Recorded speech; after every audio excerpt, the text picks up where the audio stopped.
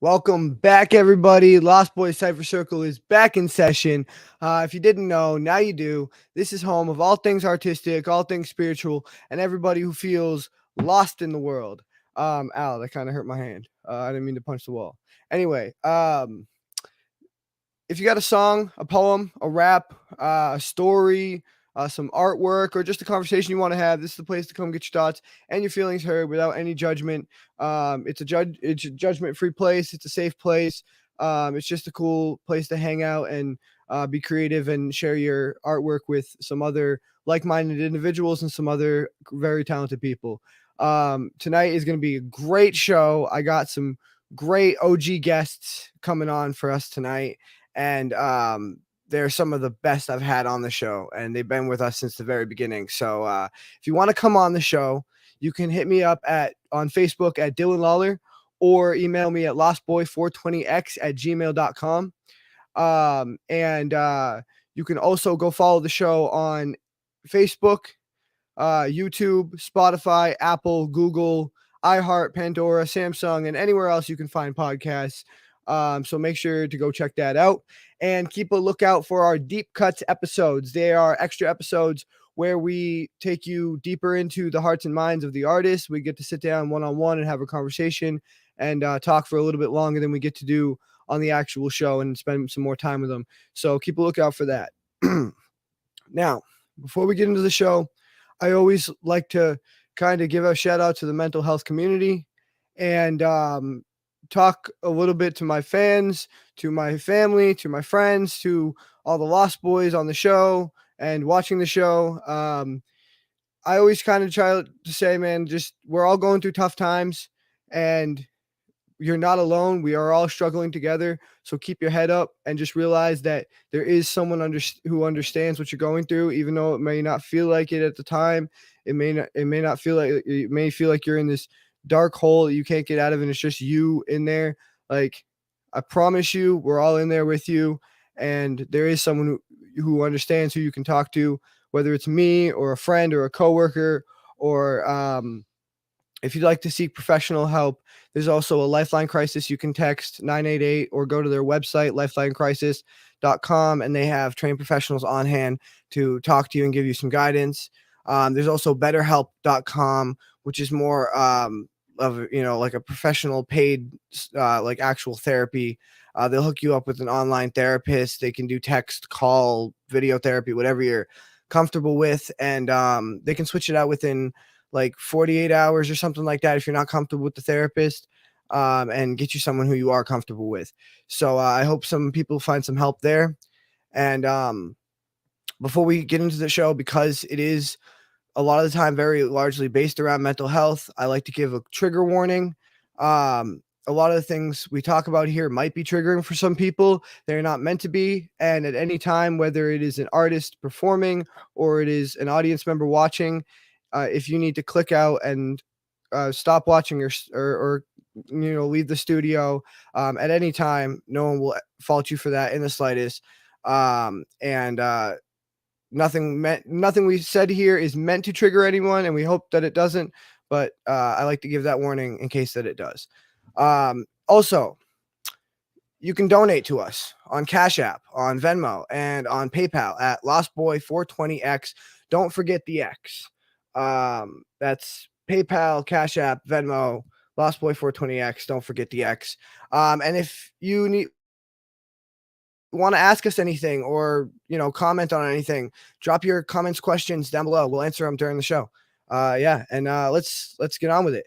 So tonight we have the very, very, very, very, very special return of one of our most talented OG guests. She's a fan favorite. Y'all have been asking me for her to bring her back on the show. I finally got her.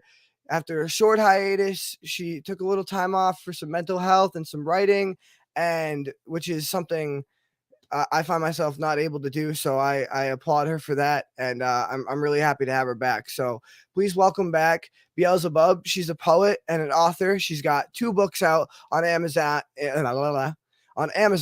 Hive Mind of Maggots and Nightgowns and Other War Memorabilia. And you can follow her on Instagram at Beelzebub_Montgomery or on Facebook at Beelzebub Poetry. And I'm going to play her flyer and get her up here. Some days I'm confused if this is a museum or a battleground, if I am standing in depressing mourn, staring at a display case of my own misery, or if I am still holding the gun, trying not to be the next one down. There are many parts of me I will never meet or be again, the little girls who lie dead, futilely clutching toys and guns from their unfortunate attempt to fight. The ones of me missing still, gone to some amnesia and shadowed by the monsters that are my agony and rage. The ones held prisoner either by myself or the tongue-licked lip smirks of monsters. Is this display case screaming for me, or have I missed the exploding shell that has landed against another part of me? I know I will be the last one standing, I can see that. The fact does still not help me know if this is here and now or there and then. I write this, I sing this, I breathe this for nothing else but them, the fallen, the prisoners, the missing, and their memorabilia. Oh, Hello. I missed that. I haven't heard that in a while. I know. I missed that. That one's really good. How you doing? Yeah, I'm doing all right. I'm glad to be back. Unfortunately, I am so sorry that I am maskless and faceless today, but I do promise everyone out there who is looking forward to seeing my mask again that I have a new one coming, and it is a much better. Promise, next time you see me, it will be a wonderful sight. That's awesome. That's awesome. Can't wait. And yeah, I mean, the faceless thing kind of goes with your whole MO, so it's cool. And I like that you were able to figure out how to get the picture thing to work, and we at least have your avatar picture up there, so that's good. Yeah, it's a nice But picture most of me. importantly, we have you back finally. Yes, We I'm haven't hoping- seen you since Halloween. yes. The Halloween episode was my last time on, and I am so happy to be back. And hopefully, this is the restart of me coming back. And I have so many good things to give. I have a new book on the way. I'm excited. I have 2 new books on the way, but I have plenty to share, and I think I'm finally ready to get back in the hang of sharing. Hell yeah. I can't wait. And I'm so glad that you took the time out to like come on the show, and I could finally convince you to come out of your hibernation. It's like, honestly, you are one of the people. I was kind of talking to Brandon the other day, and we have had quite the variety of guests, and we have new guests all the time, but we do have quite the theme of reoccurring guests, and I kind of like it because it creates more of a community, and 2, it's kind of like characters on a show. I mean, it is a show, which is it's just a reality show, kind of a live show. But it's like you're getting connected to these characters' lives, and you get to see the progression. Like my man Cage C has been on since the 2nd episode, and we've seen him grow all the way since then. And yeah, and you're one of those people that like you made the foundation of the show what it was. Like, we didn't start. I mean, obviously, if you remember, we didn't start out the show with nearly that many things for me to talk about at the beginning. First of all, we didn't start out the show. There's a lot of things that we've kind of grown into, and you were definitely one of the building blocks for the start of it. So. And I'm so proud of my contribution. Honestly, this show, I have loved watching it blossom and become the thing it is.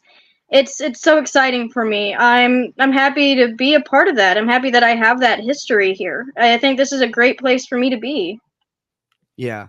That's what I mean. That's what I try to make it is a place that people can be proud to lay some roots and build. Like I kind of like look at it as like, okay, here's the land. Now you guys build whatever the fuck you want on top of it, and it'll be our it'll be our settlement. It'll be our what did they call those? I don't know, when they homestead. Yeah, our little home, you know what I mean? Like, Yep. and I just love watching what it's like, kind of like giving my kid Legos and just seeing what he comes up with. It's just like, here's a mat to do Legos on. Now just build on it. And like, I love having the platform for y'all to build on. Yeah, it's wonderful. It's a great thing that you're doing, and I will always say that. Yeah, absolutely.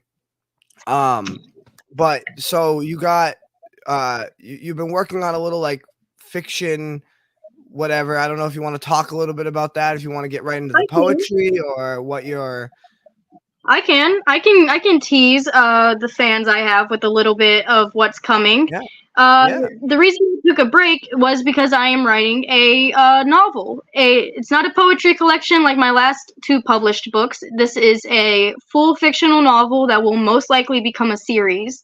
It's called The Woes of Smaller Teeth, and it's about a character whose life is quickly uprooted, turned from happy normal life into something much more horrific. And the series follows the journey of growth and uh, continuing forward through insurmountable amounts of pain. I will give you a little teaser and say that this book is in a fantasy world, and one of the enemies is hell itself. So Hmm. Hmm.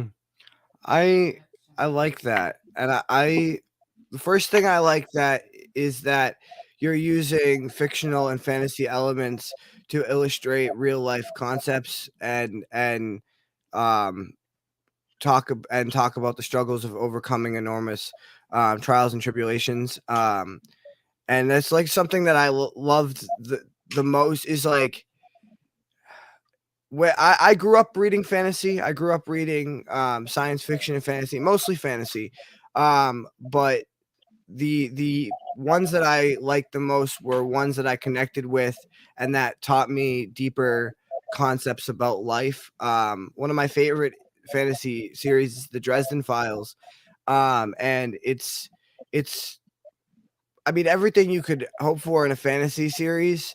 You've got all the characters, you got the magic, you got the all that, but then it's from this first person perspective, so you see all his inner monologue and his inner uh battles with himself about the right or the mhm. wrong thing to do, and how you see it's a gray area because there is no right or wrong, it's just all perception. And I really like when a writer gets into that, especially in like a fictional piece. Yeah, I'm excited. It might take way longer to come out. I might have my two next poetry books published by the time this one comes out because it will require a lot of editing. I'm already at 75K words, and I have about maybe 20K left to write. So I have quite a bit of a lot of editing to do. This is only the first draft, so it might take a little while, but I do hope that whenever it does eventually come, people are just as excited to read those themes and follow my character's journey because I really love this character. I've grown so attached. That's awesome. Yeah, I love when you can put like when you put so much into a character that and it brings it to life. You're When you pour your own soul, and I mean it's not just every character has like pieces of you, but it also has pieces of other people and experiences you've had and other people you talk to and stuff like that, and you just kind of roll all your life experiences and your self into this character, and then you realize like that I'm so like I'm so attached to like this character's like my child now. You know what I mean? Like, Mm-hmm. I think that just makes it so much Thank you, Tyler. stronger of a character. Thank you, Tyler, by the way. Sorry, one of my friends commented. It feels nice to know that I'm being watched. But yeah, I'm definitely attached. But I'm also excited to show the poetry that I have today. Hell yeah, I'm excited too. I've been waiting a while for it. So, yeah, what do you got for us tonight? The first one I'll be performing is called And Lust Gently Holds My Hand. Hmm. All right. You can tell I'm interested because I start stroking my beard. Mm-hmm. Hopefully, But it lives up to your expectations. I'm interested to hear about. So, do you want to talk a little bit about it? Or do you want to get right into it and talk about it after? I'll talk about it after. All right, I'll drop myself out of here. Let you get to it. Lust sits beside me, ever listening to the beat of my heart. I used to think it foe, and some days I wrap my fingers around its throat just to convey how dearly it's done me no good. But still it stays, hand in hand with self-pity, anger, and fear, woven like strings of fate and cinched tight around the hollows of my thighs. Lust dimly says it sounds like my heart would rather never beat again, and asks if I have been ruined finally, as if finally is a word Lust knows from me, as if the ending comes at large and sure. I tell Lust to bare its neck to me, and it does, and I strangle it like a lover who never loved me at all. And when I let go, I lay my head on its thighs, and I cry like a child who does not understand. Finished. Oh man, that's right there, ladies and gentlemen. That's what the show's been missing. That's if you've been wondering what the show's been missing, that's it right there. I one thing that I forgot about your poetry that I don't know how I forgot because it's one of my favorite things is your personification of concept. Like you take concepts or emotions or abstract ideas and turn them into personified concrete, you know, Yeah. visuals or objects. And you've done it multiple times before. There was, I believe, one that comes to mind was like, I think it was the personification of like your younger self or something like that. I maybe I'm thinking of the wrong one, but I don't know. But I've done that before. I have done that before, so it most likely was me. yeah, it was. There's a few people who have done it, so I'm not sure, so don't quote me on it. But yeah, no, one of the things I love the most about your poetry is your personification of abstract ideas or emotions, and then turning them into like a physical person or having like a physical shape. And that was just so like amazingly done. Amazingly done. There was I wish that I could write faster because I usually have a notepad here and I like try to scribble down a line that like really catches my attention, but I never scribble it fast enough so I can never quote it. Yeah, Right? I was supposed to read that a lot slower than I did. No, it's also my brain that goes way faster than it's supposed to. But no, the fuck. I'm not even gonna try because I don't want to butcher it. I don't want to butcher it. But Well, needless to say, your emotion and the way it told a story and gave it was a story and it was like kind of a short inner monologue piece at the same time, but it had like the structure of, I want to say almost like a song, but a story song. One of those like yeah, I'm not using my words very very well. I get Today's what you're been a saying. long fucking day. What a host I am. But you Oh no, kind of I get get what I'm it. saying. Like it just had a very fuck, I can't find the word I'm trying to look for. Poem, yeah. It was, Storytelling. yeah, there's a word. There's a word that I was looking for, but it's just completely escaping me. I know I'll think of it as soon as the show's over, but yeah, the storytelling was amazing, and I love your storytelling. I love your personification of emotions, and it's just amazing to have you back and have your style and your just voice back on the show. I think it makes the show part of what it is. Yeah, this poem is actually one that is from the both poems I'm reading are actually ones that are coming from my new book that will be out sometime this year. And I'm quite proud of this one specifically. Talking about lust and sex and those type of things has always been a taboo topic for me. It's never something I've wanted to breach on, but in this book, I've decided that one of the things I need to do is to embrace every concept, regardless of how much it hurts me. And lust is one of those things that before I personified it, it's massive monster. And now that I've given it a purpose, a name, and a face, lust has become kinder, I guess. It's easier to write about something. It is easier to understand and process and forgive whenever you look at something and you realize it is not any more powerful than you. It is exactly like you. And lust is one Right. of those things. And the thing about any emotion, whether it's lust or anger or even happiness, is it only has as much control over your actions and your feelings as you let it. And is it's okay to have feelings, and you can't control whether you have feelings or not. But you can control how they make you feel and how they make you act.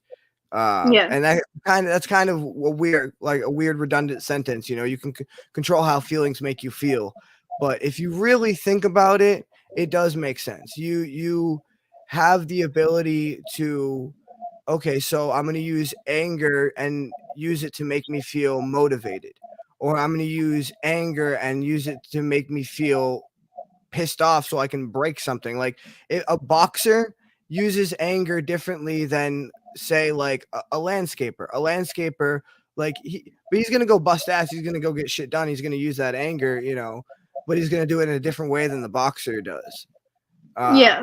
And so yeah, you can control, and I think that's the hardest part though. And, Is and a writing teacher. One of my writing teachers once told me though, if something's hard to write about, that's what you should be writing about. The hardest things to write about are going to be the best topics, and are going to be if your best pieces of work. Yeah, if I could, I would like to just apply a little bit of history to this for anyone out there who might be listening and might be feeling a similar way. So my next book is all about love and the different types of love, the different lessons you learn from it. And this poem specifically, and several other poems in the book, are about dealing with love and lust and that kind of general want for anyone else after dealing with sexual assault or abuse, which are both things that I've experienced. And so this poem, it's representing that lust has always been present, but I have never been kind to it because of I have treated it the way that lovers in the past have treated me. And I have treated it the way that I was treated as a child, which this poem refers to both. But the journey doesn't end with me believing lust to be a foe. It ends with me recognizing that it isn't. Maybe not in this poem, but it does end that way, and I know it will. So if anyone out there is, yeah, go ahead. Can I? Well, just in just one small objection, and this is just my opinion. You don't have to take this as whatever, but this is just my opinion. So take it with a grain of salt. I would think that the journey doesn't end. I think it just I think the journey continues. Yeah, and forever. I think that like you continue evolving as a person, no matter what. But yeah, sorry. No, yeah, the journey really doesn't end. That it's kind of an overstatement to say that it does, but for most of us, we do feel like our starting points are these negative things, and we have the hope that it'll end whenever we finally get past the negativity, or we finally start to love ourselves or be nice. But loving yourself is also a journey. I just unfortunately can't say too much about it because I'm just now taking the first couple steps. But maybe one day one of my books will show how it feels like to travel through a journey of self-love. Well, when you get to that yellow brick road, let me know, and I will meet you there with my buddy Brandon the Scarecrow. And wait, no, I'm probably the Scarecrow without the brain. You can be the Tim. I'll meet you there. My metaphor fell apart, but I'll meet you there. And we will figure it out together, because I am far from taking the first steps myself, I feel so. Yep. But that was my first film. I really appreciated that. I'm gonna bring the other guests up we have one of our guests planned for tonight. We're still waiting for another one. But we do have somebody here. What'd you think? I can really relate to that poem that you wrote, because it's like, with the stuff that happened to you as a kid, you view lust in a different sense now, Yep. It's like you view it as a dirty thing. Yeah, an enemy. Yeah, and it's a hard block to get past. Yeah. It really is. But I think with your writing, and I really think you're going to help a lot of people out there, because each story that's told is just another piece of the puzzle. I hope so. Yeah. I hope I really do. Thank you. I really will. appreciate that. You're welcome. It was a very, very good poem. Like Dylan was saying, I love your personification. Thank you. I think that's one of my strongest points, that and my metaphors. Yeah. Absolutely. That's one of the things that I loved the most, especially like I think I brought her on. I was watching back, and I had a friend of hers, Toby, on my second show ever. But during that show, I was watching it, and she had actually commented during that show. And then 2 shows later, I had her on, and yeah, so she's been here since the beginning. I think you were on either the I was fourth on or one the of the fifth, I'm earlier not sure. ones. But you guys were both on like some of the very first shows, and I mean, immediately, like, you guys are both some of my favorite poets. Yeah, I'm honored to be on here. One of the things that I love the most. I'm honored to be on here with, because I watched your episode and I really loved it, and I'm honored to be on here with you, and also the other guest that will be coming on soon. I'm also honored to just be on here with both of you. I'm excited. To see what you guys have. Yeah. Thank you. Yeah. Definitely. Of course. Well, I appreciate you showing that to us. We'll see you again in a few minutes for your next piece. Mm-hmm. All right, guys. We're gonna get to our second artist of the night. She was just up on screen, but I'm gonna introduce her anyway. Miss Desanya. Miss Desanya Walker. She's been on here before. She's a poet and an energy reader. You can follow her on Facebook at Desanya Gray. Follow her on Instagram at Desanya Rochelle, or on TikTok at TLLYYYY. I don't know how many Y's. Okay, you're just gonna have to figure that out for yourself. 3623. So that's TLLYYYYYYYY 3623. And let's play her flyer and get her up here.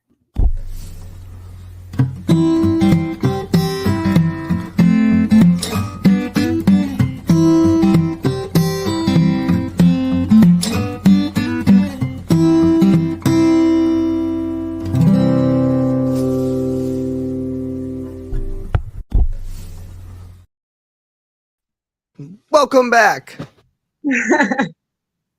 How you doing? That's TILLY times like 9. It's a lot of Y's. Yeah. Did I say it wrong? I don't know. It's Yeah, been a long day. Tilly. Tilly. That's what I meant. You know what I meant. All right. Well, you guys saw it on screen. So and anybody listening in the audio, it's Tilly with many Y's. So yes, with many Y's. That's But what it's my good to mom have you used to back. call How me. you doing? I'm good. That's awesome. That's awesome. So you've been on, I think, like once or twice before, Twice. maybe like twice. Yeah, because you were on one of our first shows ever, and then there's like 3 different times that I talked to you and tried to book you, and then we've just been talking this whole time. And you've been a very active like participant in the Yeah. Lost Boys group and stuff like that. But yeah, it's really good to have you back. It's really good to have you back. I definitely feel like you're one of like the OGs of the Lost Boys. You're so Yeah. From the beginning. yeah, yeah. So what you been up to? What you been doing? Art. I work on a lot of art. Art in what Yeah. kind of art? Like painting, drawing? Let me see. I am in the process of making a purse out of a cookie box. That is cool. That is Yeah. cool. Yeah, that kind of there's this like Disney show I used to watch when I was a kid. Wizards of Waverly Place. I'm Uh-huh. sure I'm sure you've heard of it. Yeah.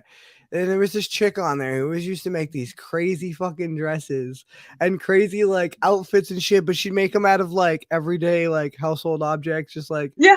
fucking like she had like this marker dress or at one point I think, and like I love shit like that. I love weird, quirky fucking. That's Yeah. dope. That's dope. That's Yeah. cool. It's out of That's cool. little I'll have to cookies, see it when some it's cookies done. that I got from the store. Huh? I'll have to see it when it's done.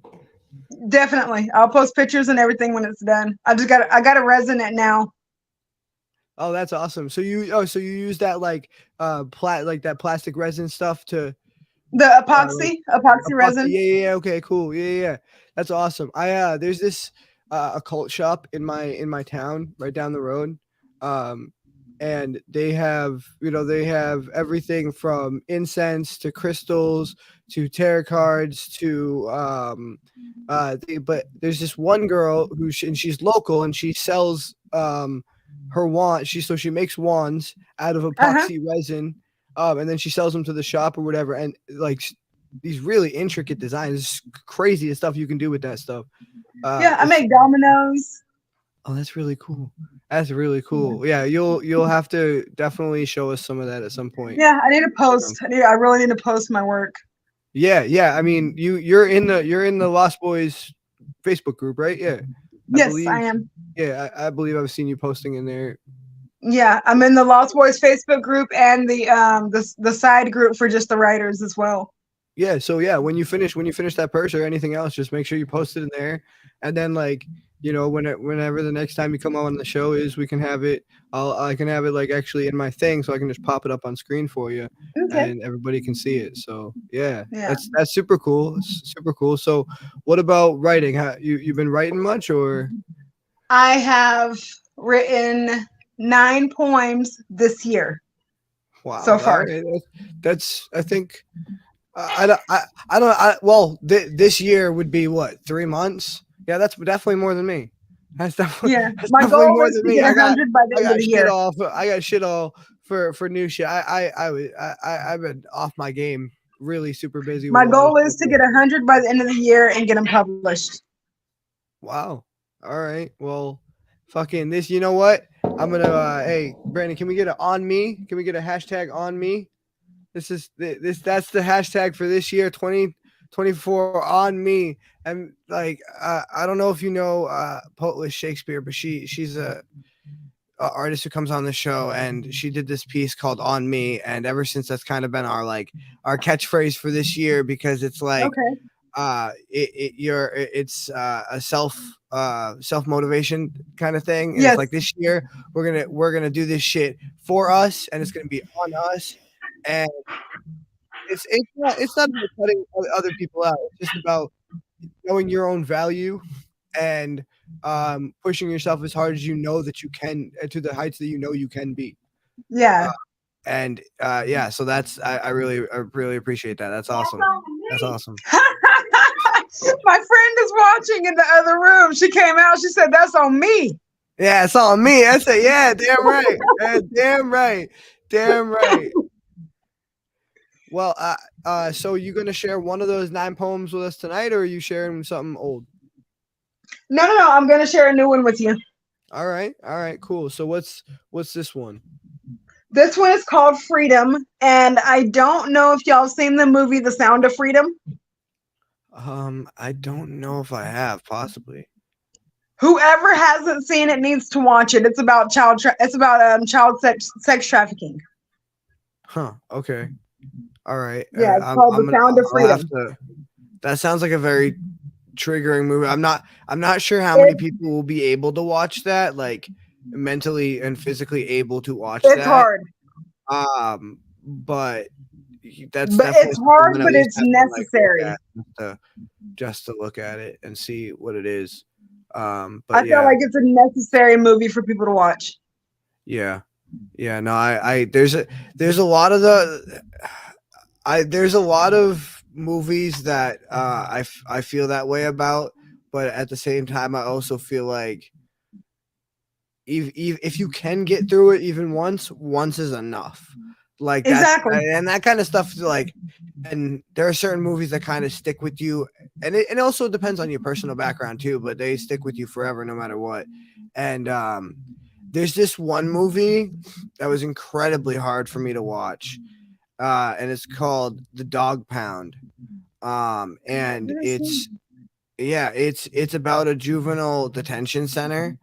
And I've seen the previews, but I have not watched it. Oh, you have it? Okay, yeah, it is a fucked up movie, man. I was in foster homes and juvenile detention centers, and admittedly, the one in the movie is much worse than because obviously, I mean, there are ones that are that bad, but there are also parts of the movie that like super dramatized because it's a movie, obviously. But like, you have to draw the lines there too. But most of it was very realistic, and for me personally, very triggering, because and so I think that it depends on your personal background, the things that you're gonna be able to stomach and get through is like, I mean, I did end up getting through the movie, but like it was still, you know what I mean?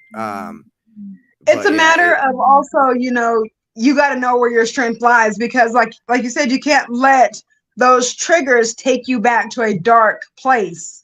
You have to be able to move on. Right. Yeah. And because that's because if you let triggers take you. The most important thing, instead of moving on, is finding a way to use it as fuel and use it as a building block to grow. Like, this is what I was, but this is not what I am. But this can be a brick in my, a brick in my foundation. Your past doesn't dictate your future. And it's about using it instead of letting it use you. Yeah. Using you. I have diagnosed PTSD, and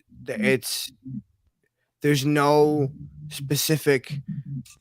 In my case, there's no like specific one event that caused it.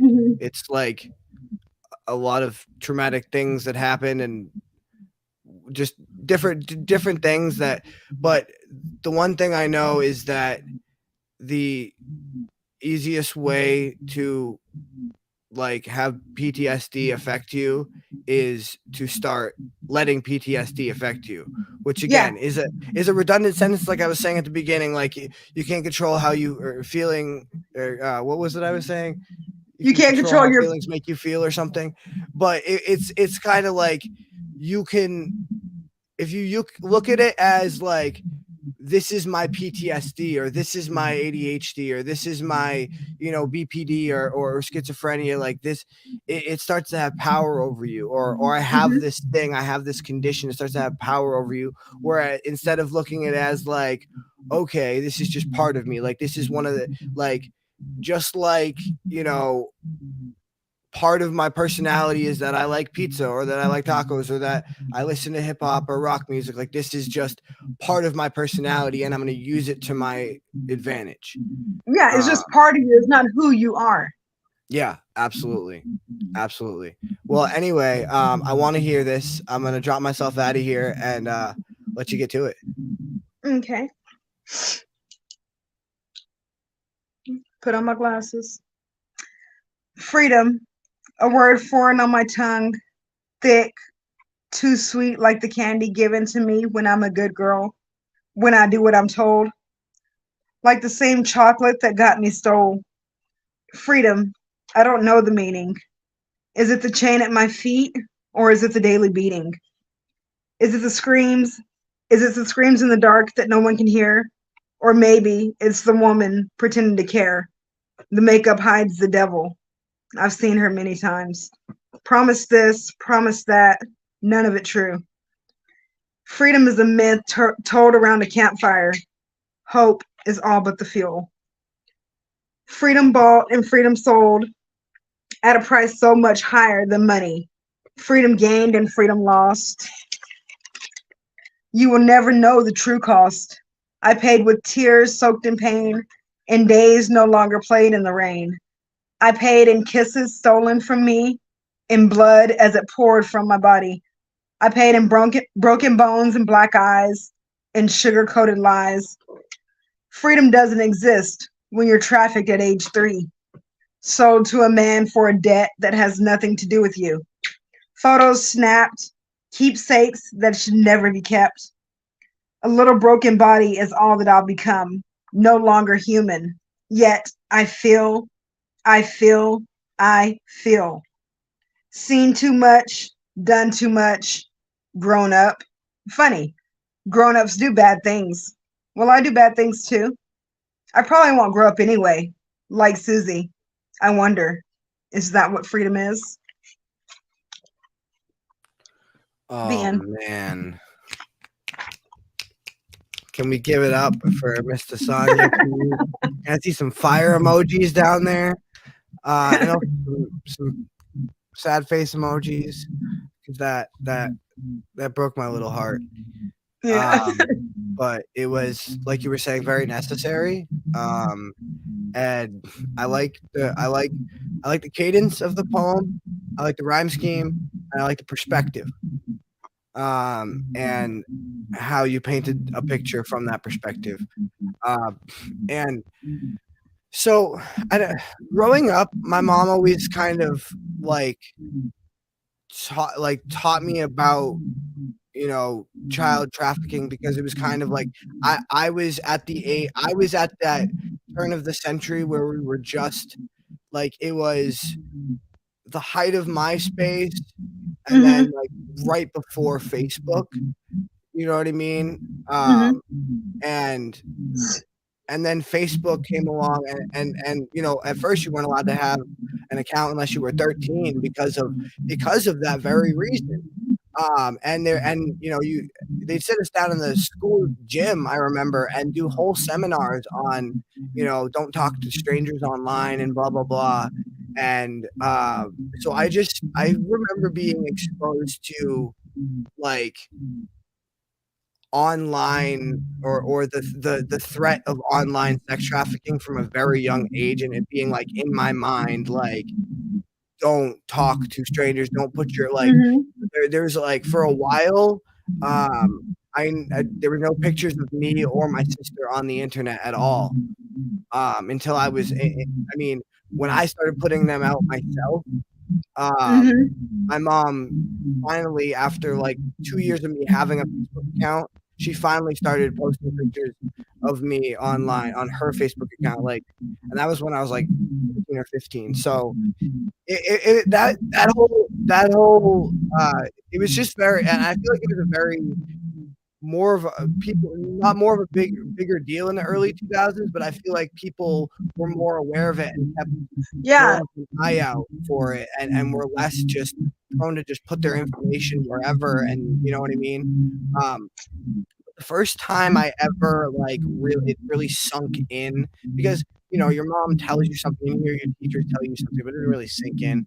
The first time it really sunk in, and this I know this sounds weird, but I was watching the movie Taken, and his daughter she gets taken, obviously, and there's this scene where these men are basically sitting in booths around her, where she's standing on this rotating platform, half dressed or whatever, Mhm. and they're like bidding on her, and it was just so Mhm. disgusting, like the and whatever music they had playing in the background really set the fucking scene for it. It was like whatever they did a good job with that scene because it really, really really made me feel the impact of that when I first watched it, and that's the first time I kind of like really understood like what it is. And I think I saw that when I was 11, maybe. But I think what's scary to me is how fast it can happen. How fast a child can just disappear. yeah. Like it's scary. Oh my god, I woke up. It's crazy that you mention that because, and I'll mention this here. I woke up to an Amber Alert yesterday morning, and it was a young girl, blonde, blue eyes, and a the father had taken her, and that's well, all it had said was a male took a small child, and in my head I just assumed, okay, mom, dad probably got into a fight, and Yeah.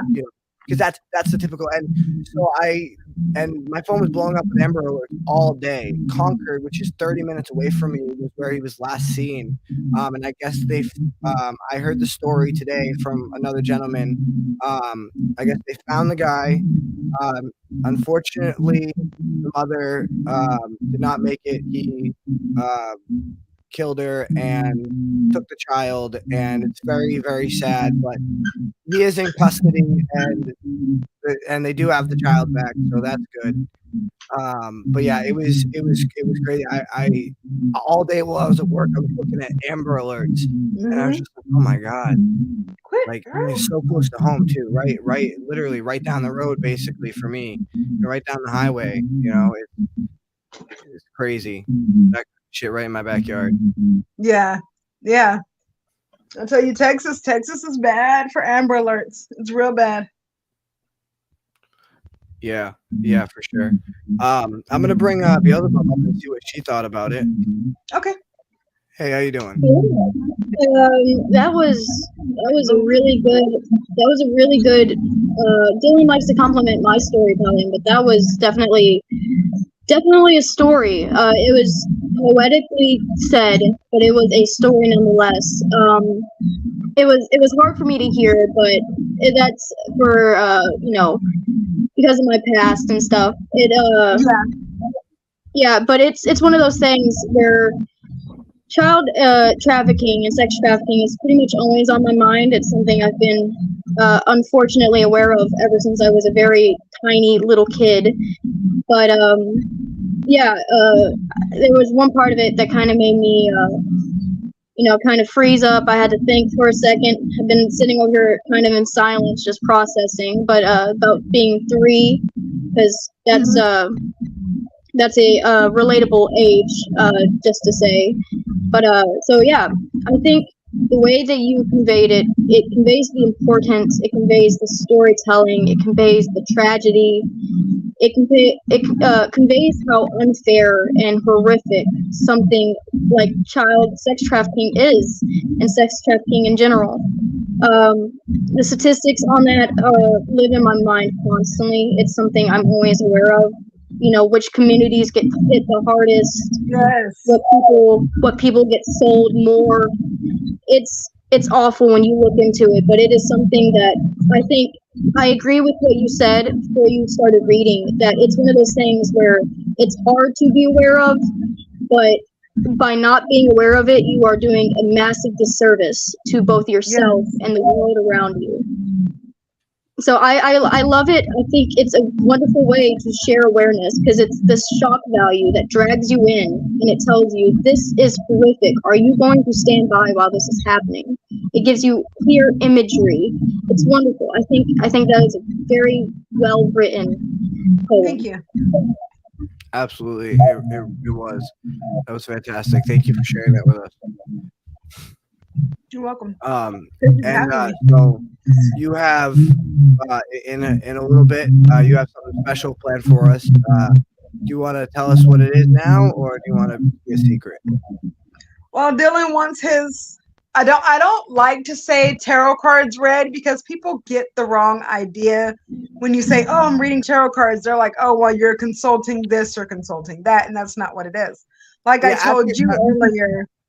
Well, either before or after you do my reading, when I bring you back up on screen in a few minutes, I did want to talk a little bit about like the kind of negative stigma behind any kind of psychic work or reading of any kind. But yeah, that's the surprise she has for us. So in a few minutes, we'll catch her for that little surprise, and I will get my first ever reading. I've never had my palm read. I've never had anything done. So this will be a new experience for me. So we'll see you again in a few minutes.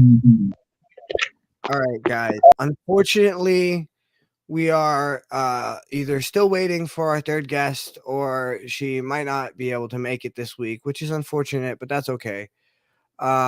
We forgive her and we still love her anyway. But that is the bad news. The good news, I have good news and bad news. The good news is you have 24 hours to live. The bad news is I couldn't reach you yesterday. No, I'm just kidding. The good news is that I do have a special guest for us tonight. He just messaged me. He was like, "Hey, you invited me to watch the show. Can I hop in?" And I was like, "Boop, here's the link." So let's welcome our surprise guest up. What's up, man? Everybody knew who it was. I didn't. I was trying to lead him in like it was a surprise, but everybody already knew. They knew. What's up, man? Hey, does this mic sound better, bro? I got a new mic. Does this sound good? Can you hear me? I saw when you were down there. I was like, "Oh, hey, homeboy's got a new mic." Yeah, sounds good. Oh shit. Bro. My phone. Hold up. What the fuck? Okay, never mind. Fixed it. All right, cool. All right, nice. Weird, bro. What's going on, Dylan? Not much, bro. So you wanted to pop in for a surprise? I assume that you have you got something. Yeah, I'm having a really bad schizophrenic day in my brain, and so all day I've kind of just been like freestyling in my head. Okay, and then I seen the link and I'm like, bro, what will I even do? I want to be on here, but I don't know what I'm going to perform. So I've been searching through my archives trying to find something that every voice can agree on.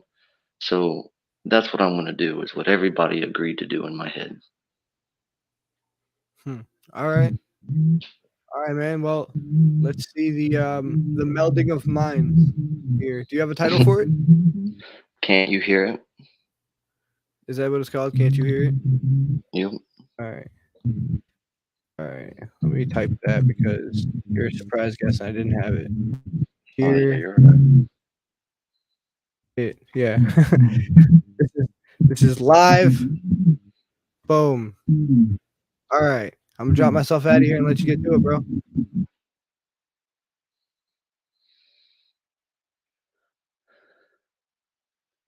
Can't you hear it? Those mumbling corrections, them voices choosing which direction to go. Can't you hear it? Those sudden noises, them some brief moments you think you saw something that wasn't. Can't you hear it? Or is it only me listening to the silent crowd? These voices are here to stay. Them voices come near and listen to what they have to say. They say, I'm brave. Are you brave or a slave to your own ways? Have you listened to them voices? Did you look the other way? Did you come face to face in the mirror and see that you've changed? Can't you hear it? Them desperate voices that escape, that you chase to pursue goals and become great. Can't you hear it? Them voices, they're broken, but I hear them say, hey, just hold me.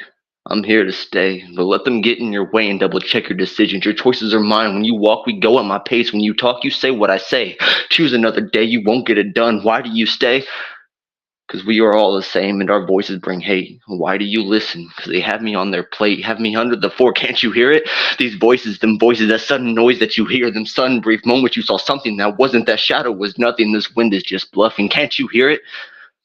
Those voices, them voices, these voices, those choices, them noises, these pathways are all broken over a tear-soaked ocean.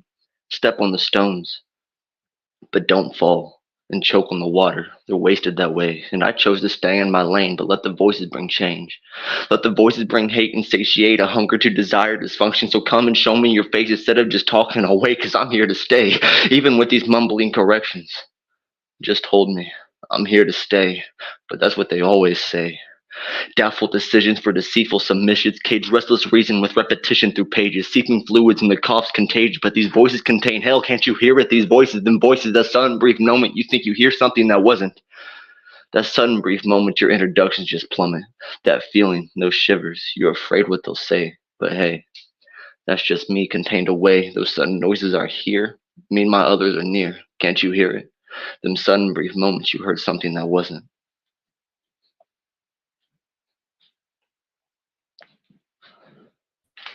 Bro, that shit was fucking dope. It was dark and ominous and fucking just.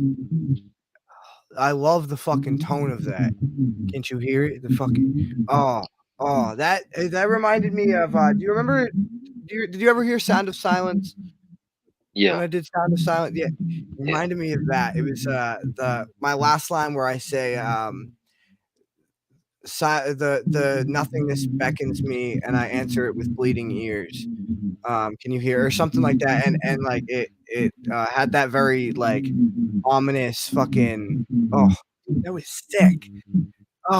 And that wordplay, I tried to catch it and I go too fast, but that wordplay where it was like was it like doubtful decisions for deceitful submissions, cage restless reason with repetition through pages? Oh my god. How did you know of the one I was thinking of too? Because literally bro. That's the hardest verse I have in that whole song, bro. So good. So fucking good. Beyond good, man. I can't even. And that's probably one of my new favorites by you too. And that one was in the archive. Yeah, it's like in the back burner whenever I'm feeling all in my brain space and shit like that, like I am. I try to read that and it kind of brings everybody together because that was one of the hardest songs I've ever wrote. Usually I cry when I perform it to myself, and I was trying real hard not to while I was doing it. Huh. Well, that you did fucking fantastic, and Hell yeah. I was saying earlier, like the hardest things to do are the things that you should be doing, for sure. And I think that that was just so raw, and so like it felt like it came from the deepest part of your soul. Like I swear to God, when you said, "Can you hear it?" I just felt like it was just this echo, and it was echoing from the bottom of your soul, and you're just like, "Can you hear it? Can you hear the nothingness? Can you hear the you know what I mean?" Like it's just fantastic, bro. It set such a mood. Set such a fucking mood. Yeah, for sure, bro. I love it, and your mic sounds fantastic now too. So I like being able to actually fucking hear you and whatnot when you're going too. So hell yeah, bro. I'm glad that it worked out because it's an Xbox mic in case you couldn't tell. No, I noticed. Well, no, hey man, it works. It works. Hell yeah. Fucking. They know what they're doing. They know what they're doing at Microsoft sometimes.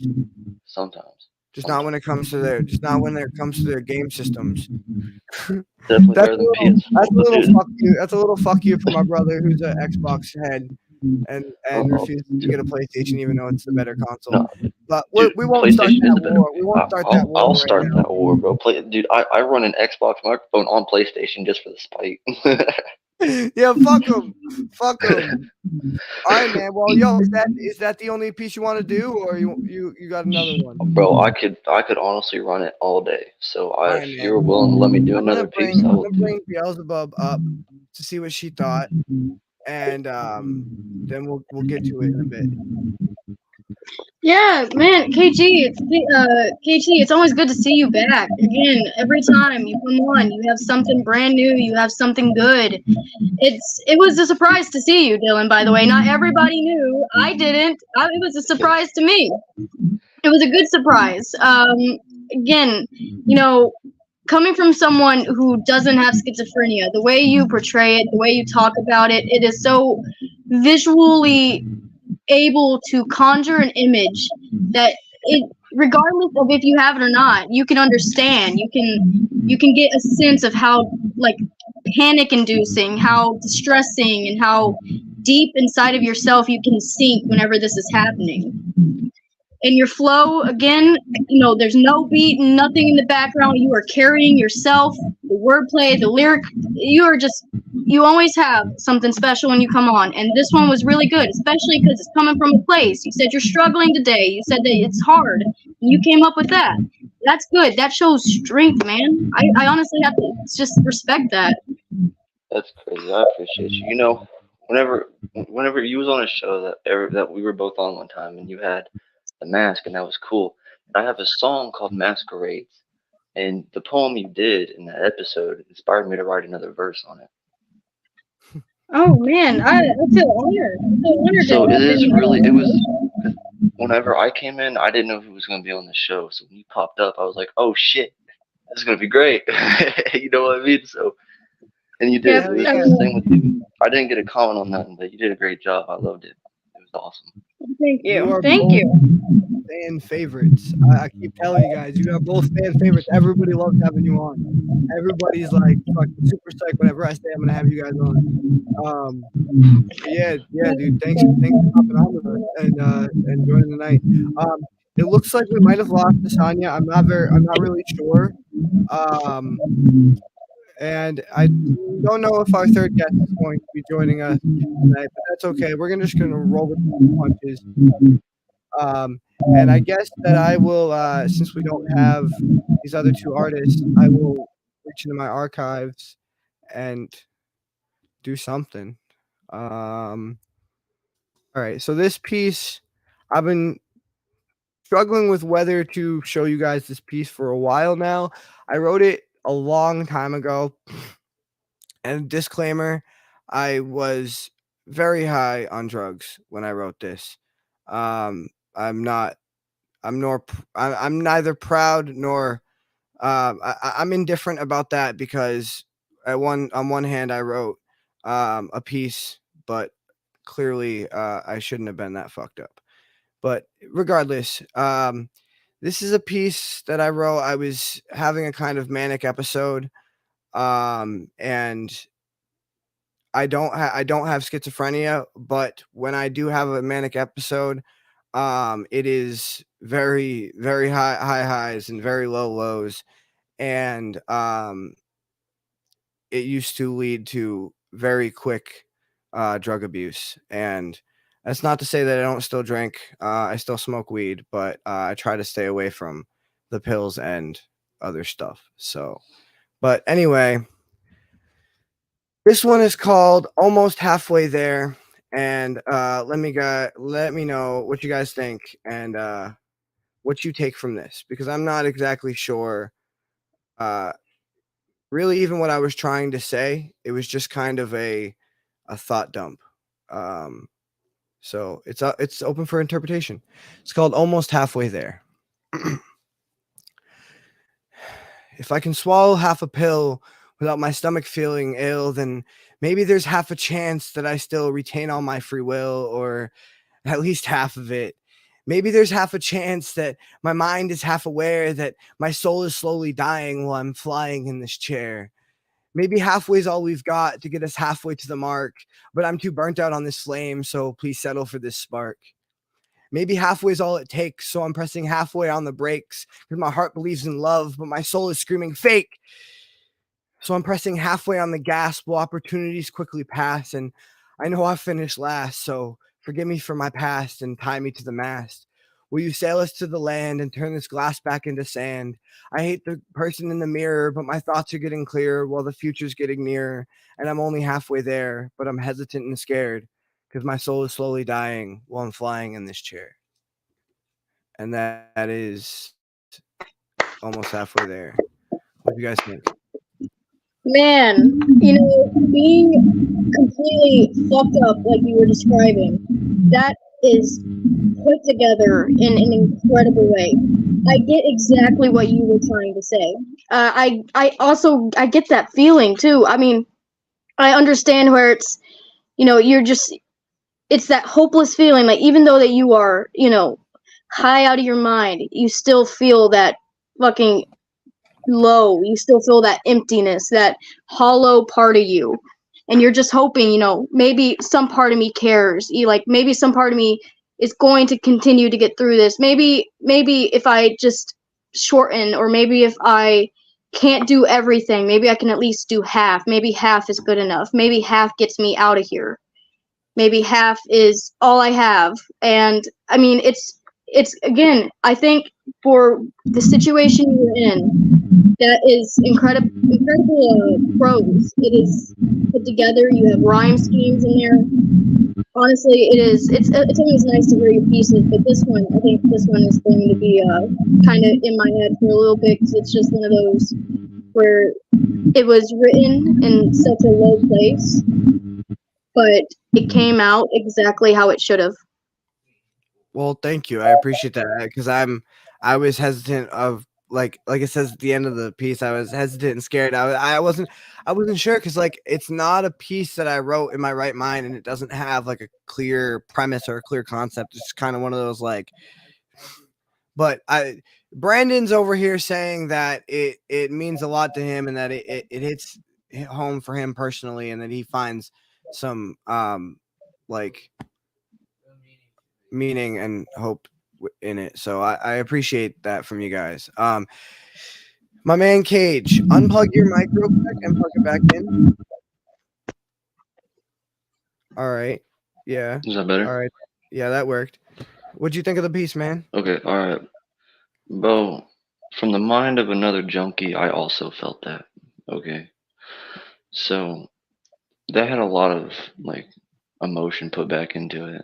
She's really good with words. She said just about everything I could say, to be honest. But like, you do write a bunch of these pieces, and you're like, I didn't know if I wanted to show you guys this or not, or da da da da. You've been putting it off, and it's so nice when you find one of those and you bring it to the show and you say it out loud, because it's a whole ass perspective that a lot of people just don't see.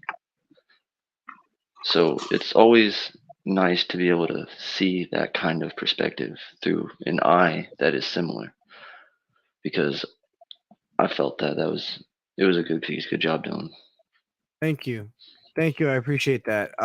Yeah, I mean, there's a few pieces that like I have talked, like I said, there's pieces in the vault, but yeah, no, I really do like showing you guys some of my less or not. I don't know if I consider it lesser work, but it's just some more of my niche, like not my usual style kind of stuff. But yeah, I appreciate your feedback. And we got Tasanya back. Was good. Woohoo! My phone started tripping. No, it's cool. But yeah, guys, I really appreciate your feedback. Thank you. Of course. That being said, I think that brings us back around to Miss Beelzy here. You got something else for us? Yep. All right. I got one called "A Letter to a Version of Myself." All right. I'm gonna drop myself out of here, and I'll let you get to it. If being wise was just for show, I'll stay for dinner. If consideration is all for sport, then win the trophy and bring it home. The complexities of you, sour tongue and bleeding heart, where do your loyalties lie, if they ever rest at all? How venomous can you summon growth? Do you believe brute force and battered fist will soon make you soft? If being loving was for growth and nothing more, then who are you when you shrink? Are you not still loving? To be furious and unwell over the trembling bloodstains that are your hands? You say you are not a lover, not one well and not one good. But to be unwell and not good over how you love proves that your heart beats. You may be unkind by mouth, impatient by hands, and stale by body, but you have nothing to blame for it but yourself. And maybe, after all this time, it is the side of yourself that is unwell and not good. A letter to the version of myself deluded by hate. Damn. I really like that. I really, really like that. I've said multiple times on this show that some of my favorite pieces are the pieces where you're talking to yourself, introspective pieces like that. I have a piece. I don't know if you haven't been on the show for a while, but have you heard "Speaking to Demons"? Yes. Yeah, I have a piece that I talk about all the time where I'm speaking to my inner demon, and I've always been a huge fan of those kind of pieces. And again, your personification of a abstract concept or a feeling or an idea or whatever is just fantastic. And like one of my favorite songs ever. It's a country song. It's called "Letter to Me." And it's that exact same concept. It's what would I say if I could write a letter to the past me or not? But I like how you took it a step further, and it's not even just the past me. It's the angry me, the bitter me, the hateful me, you know what I mean? And I love how Yes. you like focus in on those different concepts and just kind of had like this introspective talk with yourself. It Yeah. was really creative and really fun. I like that. Yeah, the letters to past me's, a lot of my books, a lot of my poems, a lot of them have themes of talking to a version of myself. And the truth is, there are so many versions of myself. Whenever you're someone like me, you live life as if every single person you meet needs a different person to love, and you will become that person for them. You will do whatever it takes, and although those versions that you create, the people you wear temporarily, they don't stick around, but the parts of you betrayed to be someone else for a moment, those do. And those have stuck with me my entire life. And those versions of me, they all represent parts of me that sometimes I feel like it would be easier if I was never them to begin with, but I would settle for leaving them behind. And this book that I'm currently writing, my next poetry collection, it comes to the terms of I'm never going to leave them behind because I've already done that and they don't deserve that anymore. And this one specifically is to a part of me that I dread the most, I would say. The angry part of me. I'm not an angry person. I don't like violence. I don't like yelling. I don't like screaming. My entire life has been pretty much a hurricane of pain. I don't want to be someone who contributes to it, but I found that by ignoring how loving and warm and soft that angry version actually is, I've contributed to it worse than anyone else ever has. Yeah. And I think that like we were talking a little bit in the group chat before the show, and I was kind of saying how we kind of affect our own destinies and our own futures with the energy we put out into the world. Like if you think you're gonna have a bad day, you probably are, because you're putting that out into the world. And I think that and like I was talking about PTSD, and how learning basically learning to use it instead of letting it use you is very important. And I love how you illustrated that concept. Thank you. Thank you. I really appreciate that. Yeah, that was awesome. I'm gonna bring everybody else up to see what they thought. Quit. What'd Sorry, you I'm guys fighting think? with my dog. Quit. No, you're good. Did he like Hey, it? so Did your dog Yes. like it?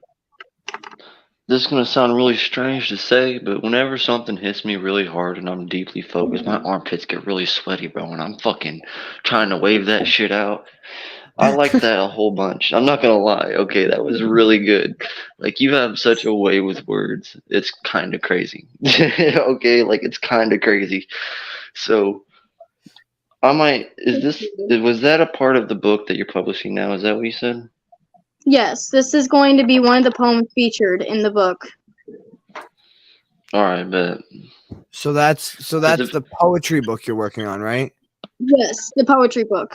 Unfortunately, my fictional novel will not have any poetry in it. But also, I have to say this real quick. KHC, this is the first time I'll ever say these sentences, and probably the last time. But I really appreciate you being sweaty, man. dude, I swear to God, like, I have to air out my armpits and everything. You Because you made this boy sweat. He's like, damn, how am I gonna come up with something as good as that? Dude, I I'm swear to honored. God, dude. Like, no, because How when many something books like have gives you me cold published? chills, I get hot immediately after. Yeah, I'm So I start honored. to sweat. Dude, I was at work the other day. Quit. I was at work the other day, and like because I was working and doing all sorts of shit. I ended up sweating through my t-shirt, and then I had to stand next to the open door and cash Just people air out. And the out. door keeps opening and closing, and all the sweat just froze, and I was just standing there shivering. It looked like a drug addict. I was like 24/75. Yeah. Stop. But yeah, no, I appreciate you sharing that. That was super dope. That was super dope. Thank you. And I believe that brings us back around to Miss Sonia. This person Gior05 said this group seems like something I could really get into as a poet and visual artist. I write and do short film. Who has ideas? Please let Sonia know. Okay, absolutely. And please message me on Facebook at Dylan Lawler. And That is I my would love big brother. Awesome. I would love to have you on the show. And yeah, definitely. Sounds interesting, bro. His birthday is today. Happy birthday. Happy birthday. Brandon, can we get a happy birthday in the thing? Can you type that fast? We're putting this guy to his work. But yeah, no, that we definitely like to have you on the show and see some of your art and some of your stuff. So thanks for watching and thanks for coming, man. And happy birthday. And Brandon, do you have a happy birthday banner for him or no? He's working on it.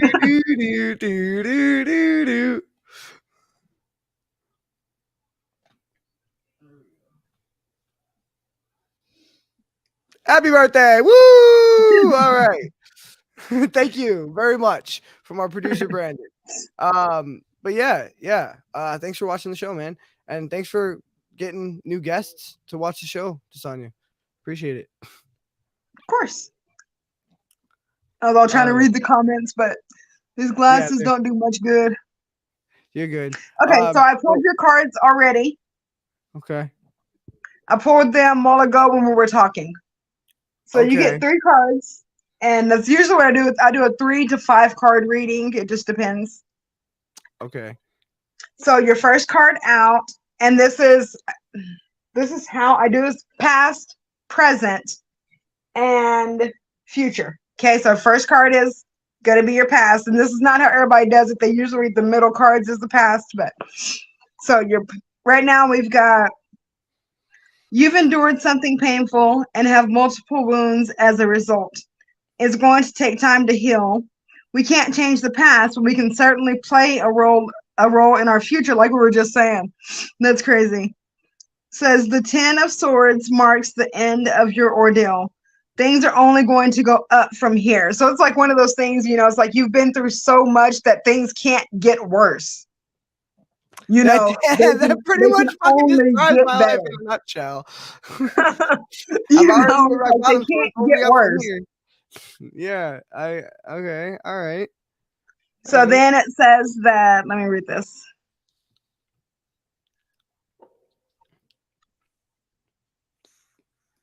Okay, so like right now, like the energy that you're in, like you need to be more focused on taking care of yourself. Not everybody else. You need to take care of yourself. And also, you know, that there might be someone that's a feminine energy or a feminine person in your life that's like truly there for you. You know, like they truly care about you. Don't shut this person out, because if you do, then it's going to be a loss on your end, not theirs. And then, so then the future, which would be like where the energy that you're in now, this is what you're moving towards. Okay.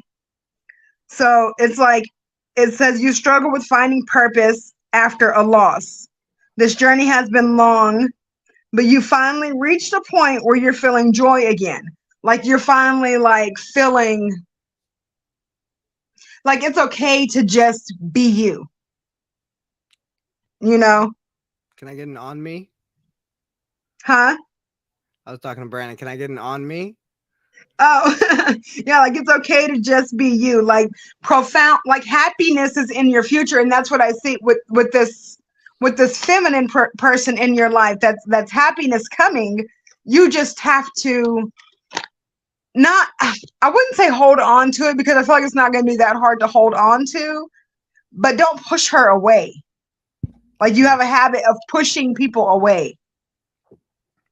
Okay. You know, if you get scared about something, it's like it's easier to push someone away than to fight through it, because you're so used to people leaving you.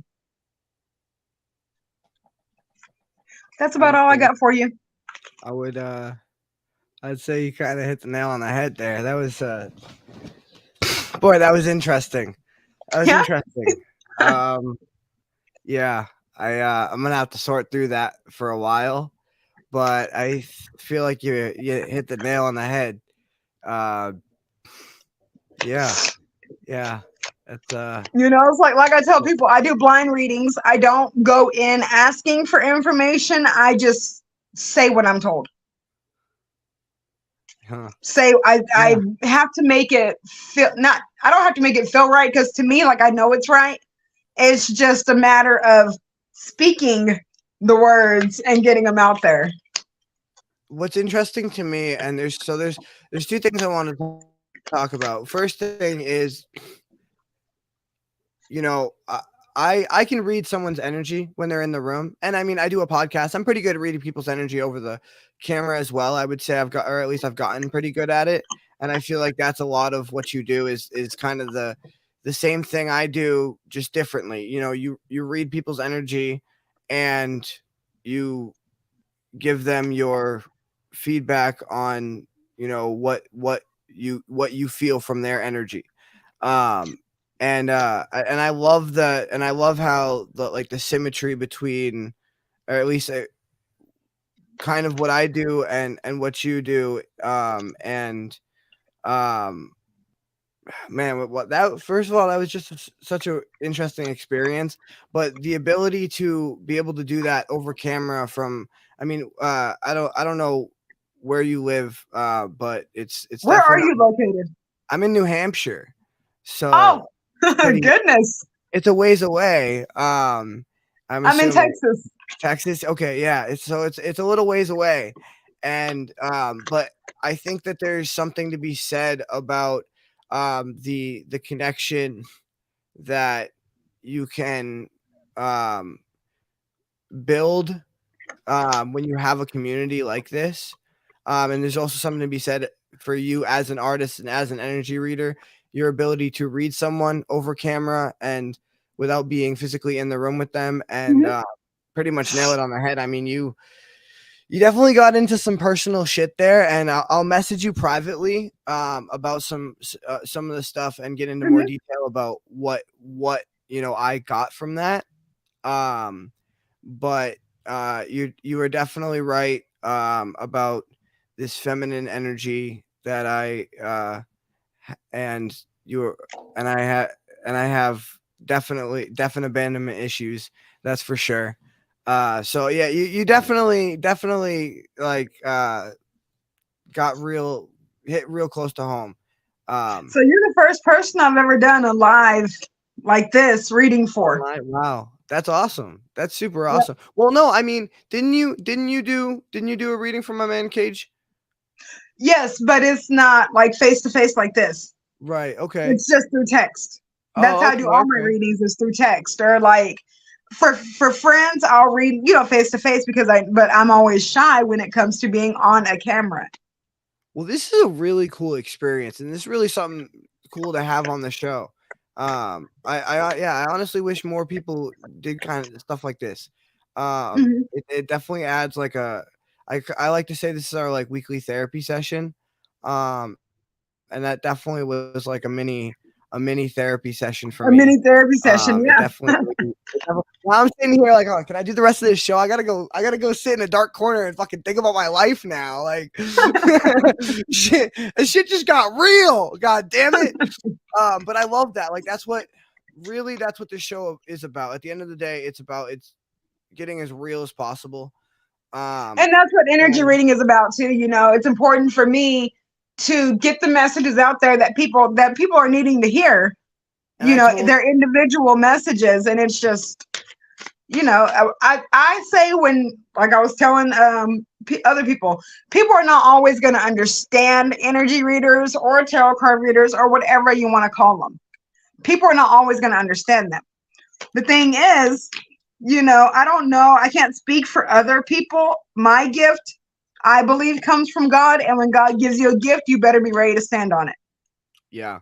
Yeah, absolutely. Even for people who don't understand it, because not everybody's going to understand. No, and not everybody understands poetry. And here's the thing, and here's the secret. Not every person who understands poetry or understands rap not every person who understands poetry is going to stand every poem, or not every person who understands rap is going to understand every rap. I'll give you a secret. I don't understand half the shit Cage says until I get the words in front of me and I sit there and read it fucking 20 times, because the dude is so fucking complex. And like, I don't understand. Like, I have the challenge of having to break you guys' stuff down live, like as fast as possible in my head, and just try to sort through it. And but the secret is some of the pieces that come on here, I don't really understand them myself. I that's why I ask you guys about them, so you can describe them in your own words. And then that's also why I go back and watch the shows later, to get a deeper understanding of all these pieces and whatnot too. Yeah, so you can actually sit down and listen and not have to talk and do this and do that too.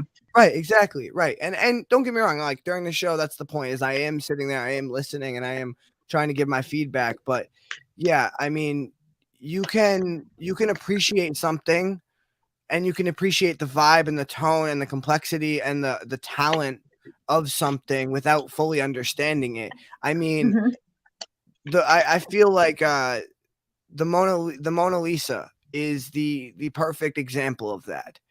It is one of those pieces that is completely up to interpretation. It's just some chick barely smiling.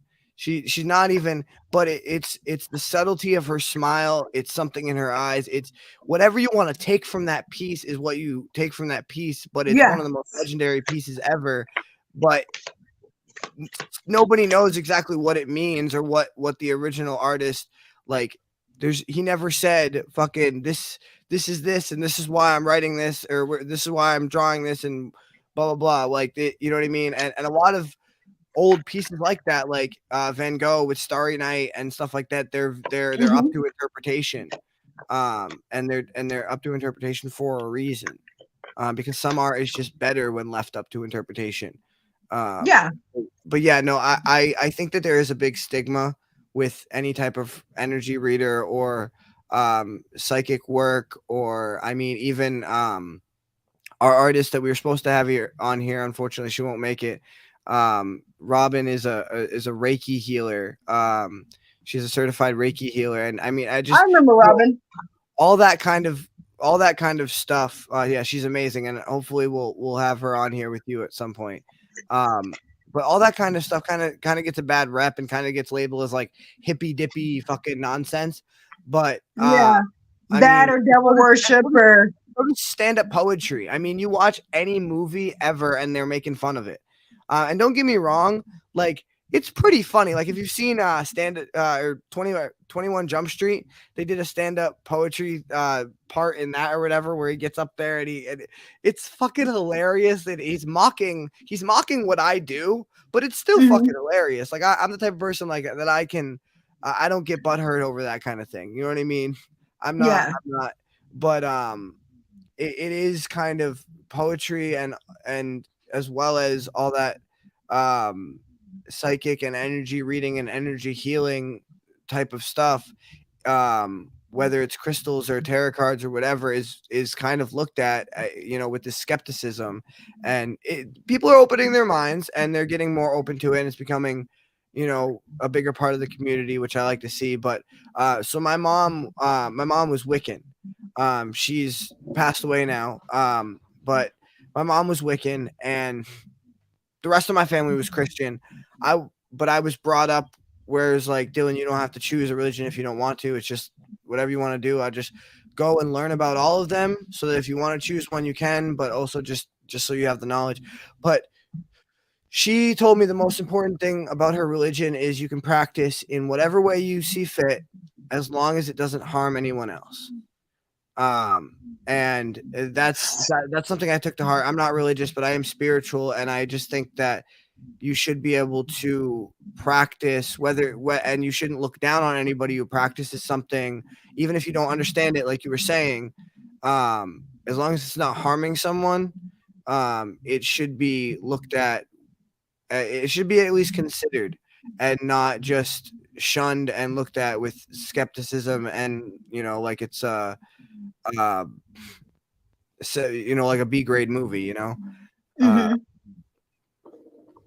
but yeah, no, so I appreciate you like coming in and bringing some light to that community, because my mom was a big part of that community and she kind of raised me and taught me a lot about energy and a lot about manipulating energy. And I used to have a crystal on my windowsill because it soaks up energy from the sun, and then I would keep it in my pocket. Keep it in your pocket. Yeah, and it's like it's to me it's kind of like keeping a lucky penny in your pocket. It's good. It sends good vibes and good energy. And part of it is the energy from the sun, but part of it is also what I was talking about before, is that just that manifesting of, okay, like it's like, I don't want to say a placebo effect, but it kind of is like a placebo effect. It's where, like, if you think if you think there's alcohol in it, you're gonna get drunk. If you think that there's happiness, and that's kind of what I like to think about. Like I like the Willy Wonka movies, and I kind of Have like you seen the new one? think that his chocolate is so good because they think it is, and part of it is like it awakens some part of their imagination that lets you think that anything is possible. Yeah, it's like what you put into something, because he obviously puts love and passion into his chocolate. Therefore, what you put into something, you're gonna get back. So yeah, and I saw the new one, and I never mind. I don't want to spoil it for anyone, but the new one is fantastic, and I've always loved it, and it always kind of made me think of, like, my theory on why he has able to make these incredible things is because that he believes he can, just simply because he believes that it's possible, and that's exactly. and therefore it becomes possible, and therefore the placebo effect, but so in that line of reasoning, I kind of, the metaphor is like in my poetry is the chocolate, you know what I mean? And not just the poetry, but the show and whatever we may choose to do with our lives, our books or our whatever we do, like we were saying before, pushing ourselves to those heights are only as short as we make them. You know what I mean? The sky's the limit, and unless we decide the sky's not the limit, and we just keep going, like we created our own destinies, and we created our own pathways.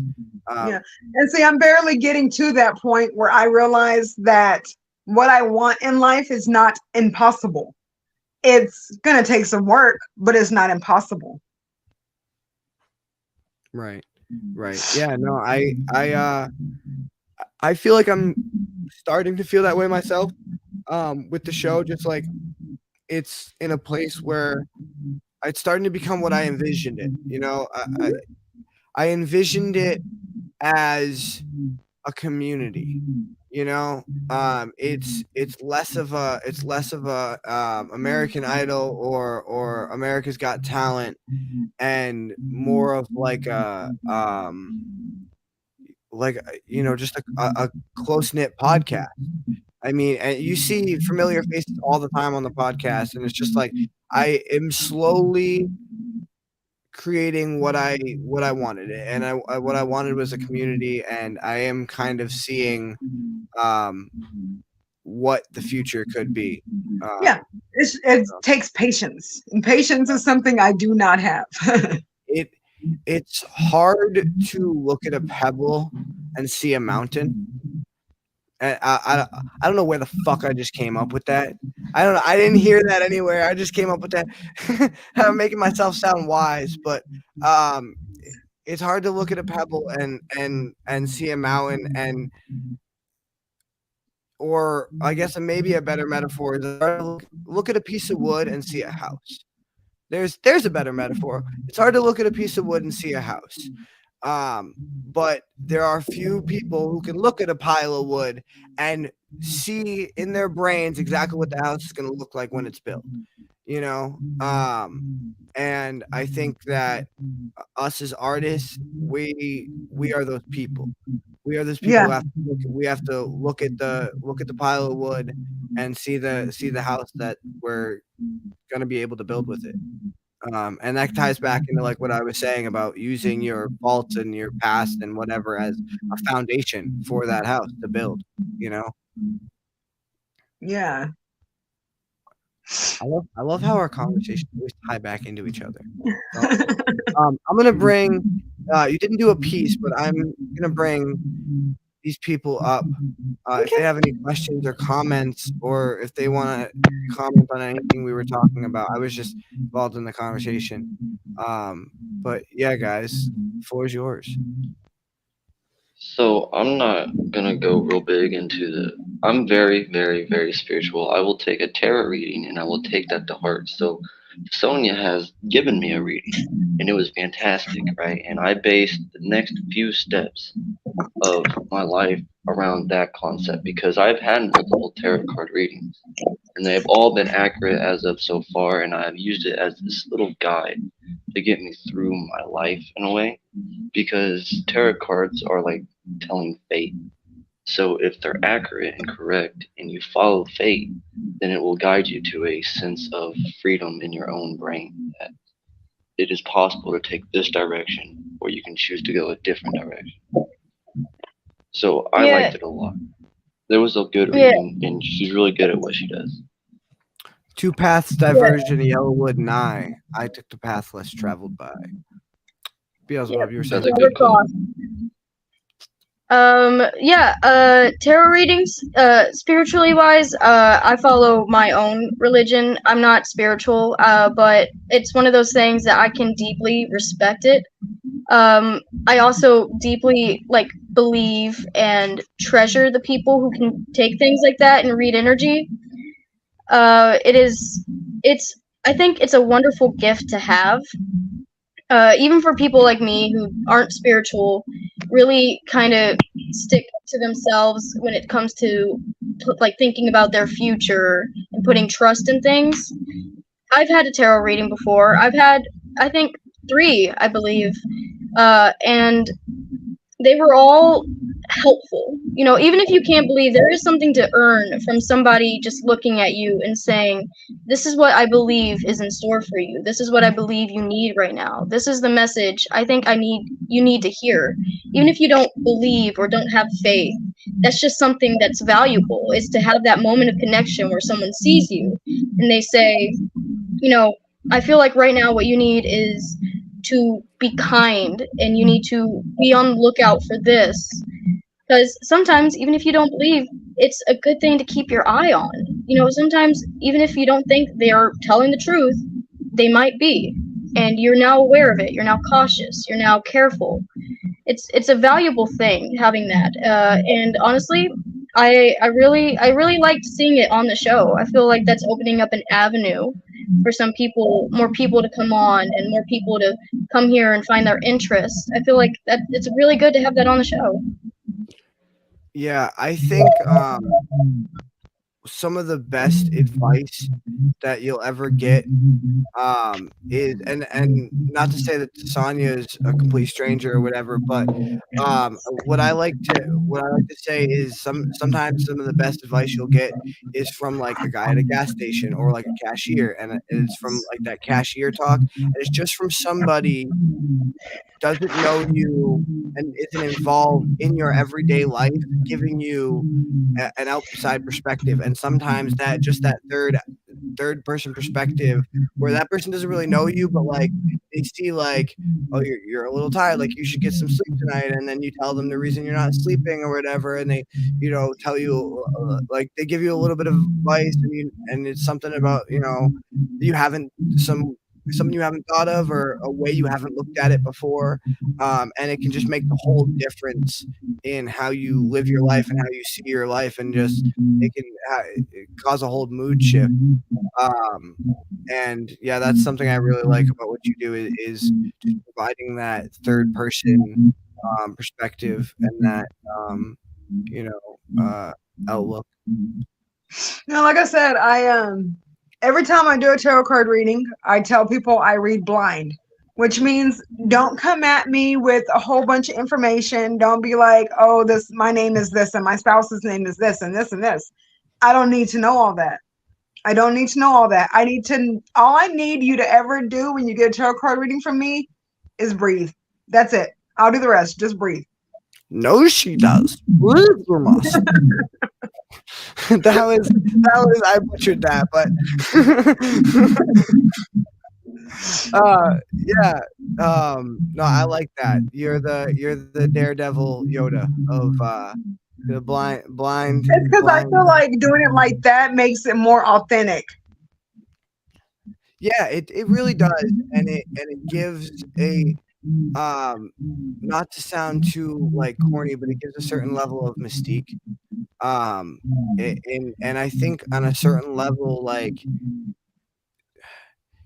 see TV, and that's why I get and I think that's the core of why I get the bad rep, is these TV shows, these fake psychics trying to make lots and lots of money and just playing it up and whatnot. But I think that a little bit of obscurity and a little bit of mysticism and a little bit of, you know, whatever, I think that's good, and I think that's okay. We do that in our poetry, we do that in our art all the time. I mean, KHC just did it with his piece, and I think that it's kind of gotten blown out of proportion with the smoke and the lights and all this shit. But I there is something about it being like anonymous and kind of blind, and I'm searching for a word that I can't find, but yeah, there is something about that I like. Hey Dylan, man, I hate to interrupt, but I might have to go soon. I'm sorry. I gotta get my grandma back. Yeah, you're good. No problem. I appreciate you joining us. It's been such a pleasure having you back. Thank you so much. Yeah, I'll check out KHC if you're doing another one. I'll check it out when it comes out on Spotify. I really enjoyed seeing Sonya again. I enjoyed hearing your piece, Dylan, and thank you guys for having me back on. Thank you for being here, and thank you for sharing. I'm gonna head out now. Absolutely. You have a good You have night. a good night. Thanks for plugging You guys have a Spotify. good night too. Yep, Peace on out. Spotify. See y'all. Have a good one. All right.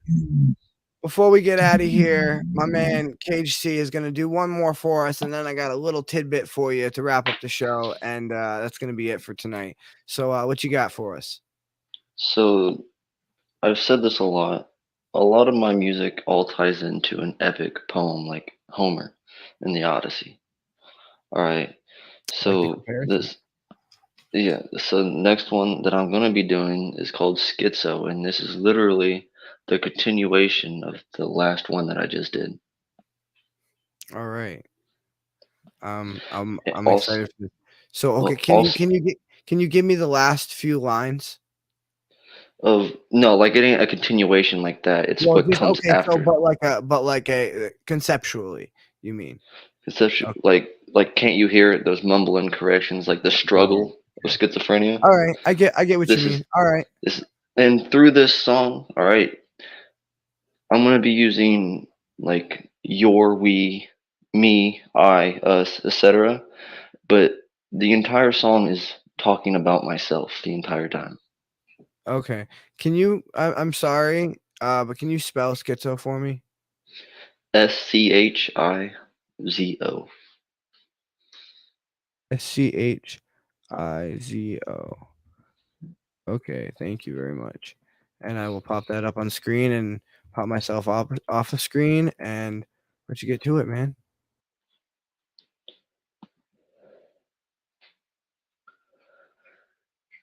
Where is this place that we're going to? We've been through enough. Let's just settle down for a few. Let's talk about how we're feeling, what's inside of us that's changing, like the Ouroboros unleashed its cycle. Recycled emotions, invasive intruders detected, erase it, convey it like factory are assembly satisfactory. I could imagine me in our shoes, walking stages, lights flashing, headphones on, constantly in a booth, practicing speaking that nonsense that's evolved from complacent to sapience, dragging images of broken glass because the lens is fragmented, fermented with blue instead of red, but really who would know it? It's always dark anyways. Always a failed image because I can't see resolution. I'm on my way to absolution. Let me clear up the confusion. My life's been confusing. A mess of voices I've been trying to figure out, and it's been slow, but I've made progress. 2 babies, wow, that's crazy. You're on your way soon, but you gotta keep figuring out this path you've been cruising. A bumpy road, but your feet are metal. Keep walking, you'll be settled. Maybe a little rattled, but you're still talking, and the silence is listening. It's deafening. All the yelling, you don't hear it because it's in my head. Maybe you're just the one not listening. These voices glistening, but the sound is hissing. So regroup, retreat back to 3. Can you hear us? We echo with false halos. We override your payload. We equipped our guns. We reload, then shoot you down like a poacher while you're equipped in your headphones. The only defense that creates a rise, but when they're on, goddamn, you're gargantuan. A tower above all, and so what if it's crumbling? So what if you have to keep building new blocks to secure a condition that's absurd to begin with? Keep working, and eventually you'll stop taking bullets from everything. Closed gaps would be a blessing. I understand that it's hurting. Look at your feet and realize where you're standing. Now look at your skin and see the holes that are closing. Bright scars to represent you have a memory of fighting, but remember, only you can see them. And while your lips are moving to tell the story, we'll be asking you, where is this place that we're going to? We've been through enough. Let's just settle down for a few. Let's talk about how we're feeling, what's inside of us that's changing, like the Ouroboros unleashed its cycle. Recycled emotion, invasive intruders detected, erase it, convey it like factory are assembly satisfactory. Intense emotions contending positions and they're possessive. Obsessed with taking credit, but nobody knows who to correct, and if they do, then it's like they're snapping my neck. So explain to me, where is this place that we're going to? We've been through enough, so tell me, why can't we just settle down for a few? What's wrong with sitting when ADHD has you moving? The words you can't understand become lines for others to find misunderstood. You question the doubt and it leaves the words incomplete. Verbs you can't plunder stood tall like inactive bullets still waiting to be pointed for a line of fire. Brew the best gun for yourself and find a root that heaves a broad statement left incomplete. Bottom line is, stay in your fucking seat. Oh, god damn, bro. I love that. And I love how it ties back into the other one. I understand exactly where you were going with that now. Like now that I heard it. And bro, can you run me through that line where it was like um the bricks line? Because I don't. A tower above all. So what if it's crumbling? So what if you have to keep building new blocks to secure a condition that's absurd to begin with? So what Building if you new have to? blocks to secure a condition that's absurd to begin with. Oh my fucking god, bro! That caught my attention because of what we were talking about with the using these as blocks as your foundation, and how it kind of tied back into that, like to secure a condition that's absurd to begin with. First of all, I want to compliment the fucking rhyme scheme on that. Yeah, I know, right?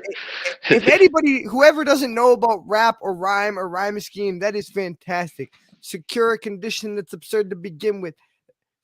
Secure,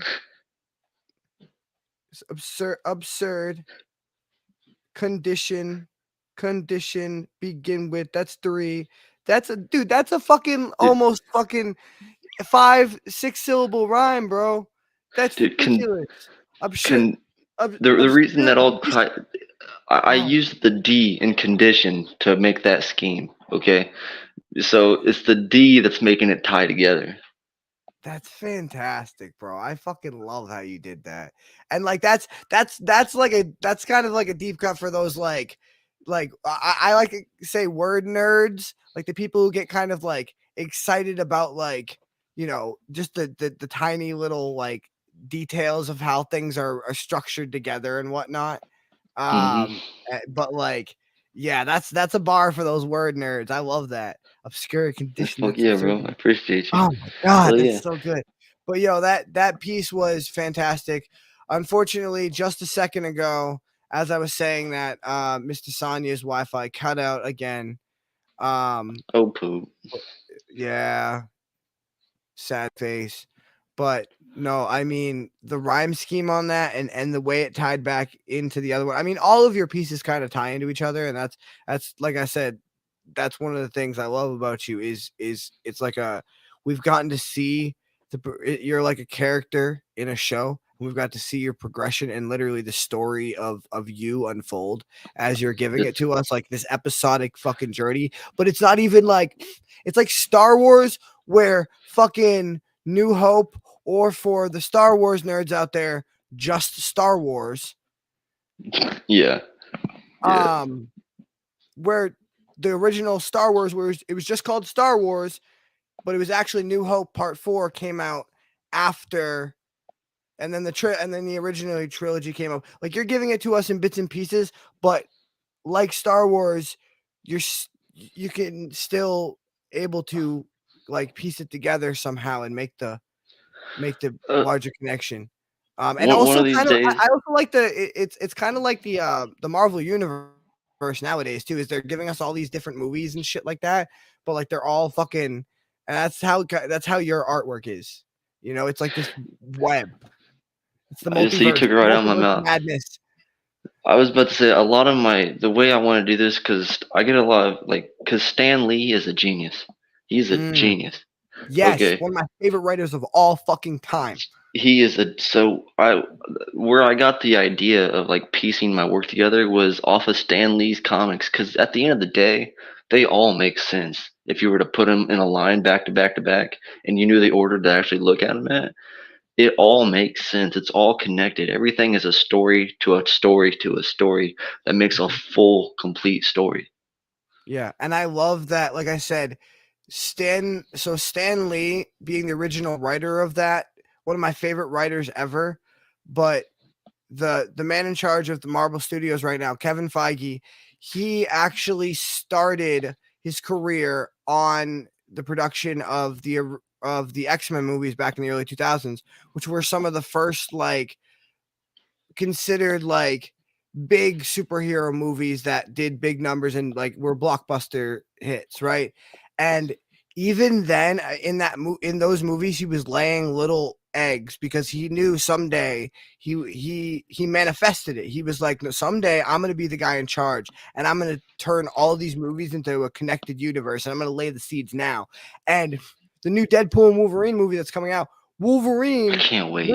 He's being directed. Yeah, it's being directed by the guy that he started Hugh Jackman, who was before the X-Men movies, he was just a random stage performer. And before X-Men movies, Kevin Feige was just some guy who wanted to make it in Hollywood and was some secretary, probably got coffees or whatever. And they both started their careers, and now it's this big universe, and they finally get to bring it all together. And just like, I feel like one day, bro, we will see the epic completion of your MCU, your masterpiece, you know? And I can't wait for that. Like, it is. You know what? I might, because you have the deep cuts, so I might end up putting it together. And if we do a deep cuts episode, bro, I might do it there. No. When we do a deep cuts episode. What did I say? If? Oh yeah. You're right. You're right. When it's bound to happen. You are the single person who's been on the most. You've been on more than any other guest. It's pretty much like a requirement. Like people will riot if you don't do a deep cut episode. I gotta leave them in suspense. People will hang me up and freaking ball gag me and bring torches, and it will not be pretty. Oh, listen, man. If I didn't bring Beelzebub back on the show, people were about. I was about to get strung up. People were like, we need her. Where's she? Get her going. Get her going. Get her on here. Damn straight. Yeah, I'm so glad that you was able to, and I was able to be here for that. Bro, that was awesome. I can't believe you hit me up last minute. Literally, he. This is how the conversation went. He was like, "Hey, I saw you invited me to watch the show. You should let me hop in for a minute." I said, "Okay," and sent the link immediately. You know already. As soon as you asked to jump on here, I'm like, I got it. Yeah, I bet. Okay. Already, before you were done typing, it's in your fucking inbox. You fucking you the OG Lost Boy. I always point to the wrong fucking side. God damn it, Lost Boy. Right there. No. All right, man. I'm gonna wrap this show up. I'm gonna do one little tidbit before we wrap up, and then I'll get us out of here. So I'll keep you up on screen, but just stay quiet for a second. Gotcha. All right. This one is called, and it's just a small one, but it's one of the most important and impactful pieces I've ever written, to me personally. And it is basically talking about what we've been talking about all show or all night, is how hate and love and all these emotions, they're neither good nor bad. It's what you use them for, and the experiences that we have are what teach us things and make us grow and as people, and we use those things as building blocks for a foundation. And this is called The Love of a Bullet. And it is, like I said, one of the most important pieces I've ever written, to the point where I've actually considered getting it tattooed on me, but I can't decide where. I think it might be next to the Lost Boys tattoo. That might be a cool idea. But anyway, the love of a bullet resides in the scorn of a lover's eyes, in our enemies in disguise, and a dear friend's heartless lies, in the love that brings demise, and the pain it so contrives, though with love and violence both are the mistakes to make us wise. And that is the love of a bullet. And that is dedicated, unfortunately, fortunately, I don't know. I had a stepdad growing up who wasn't the nicest person in the world, and he was actually kind of a complete psychopath. And he took his own life as well as the life of his mother, in this grand whatever. I won't talk too much about that, but he's not too much of a good person. He is, however, a fantastic poet and writer, and this is a whole book of his poetry and writing that was left to me after my mom passed. But he has a piece that is also called Love of a Bullet, much different, and his email address for a while, as well as his PlayStation thing, I believe, was Love of a Bullet. So that concept was like it was ingrained into all of his poetry, and growing up around him and hearing his poetry, it was definitely a concept that I liked, and it was one of the few things that he taught me that stuck with me. And so whether it's fortunately or unfortunately, that poem is dedicated to him. What did you think of that? Well, it was to the point. So like, there's a lot that a bullet can do. There's a lot of reasons you could use that bullet. It's kind of And funny that I'm sorry to cut you off. It's kind of not funny, but just ironic how he ended up going out, and that was like his love of a bullet, and the whole. But anyway, yeah. What you were saying? no, basically just because the level, it was that concept, okay, because the love of a bullet, all right, those were all different reasons that you might want to have a love for a bullet. You know what I mean? So I liked it because it was I have something that's similar to it. All right, not like that, but similar to it. And so I thought it was great for what it was. That little piece, little snippet. There is a lot in it, and the title is very important for it. Yeah. I actually wrote it for so it's part of a bigger piece that I have since scrapped. I have the rest of it somewhere, but it was a school project, and we read Romeo and Juliet, and I was one of the few people who actually understood Romeo and Juliet. And I do understand Old English, but I will admit now that I'm 22, Spark Notes is your best friend. But anyway, yeah, we read Romeo and Juliet, and then we each had to pick a motif, which is um, basically a theme. And mine was the relationship between love and violence. And so I wrote this whole Romeo and Juliet piece, and one of the stanzas in that poem was what you see here, which was "Love of a Bullet," and I was like, "Wow, this is amazing!" And I just took that, and that's the piece. But which not to say the rest of it, what there was good lines in it, but in Romeo and Juliet, I mean, it's a tragedy. You know what I mean? It's most people think Romeo and Juliet, and if they don't actually know the story, they think that it's a love story, but it's really a tragedy. And the tragedy is that they didn't have fucking text or email, because if she just no, I'm saying no, I think like no, because she kills herself. She she kills herself because she thinks he's dead, or no, or the other way around. I can't. It's been so many years. Oh my god. No, I mean, Anyway, but the point is, at the end of that story, if they had a faster way to message each other besides fucking sending a fucking bird with a envelope or some shit like that, that's the real tragedy. But no, that like if they could just text, one could be like, "Hey, I'm fine, chill." it kind of showed in all of Shakespeare's work, but especially that one, and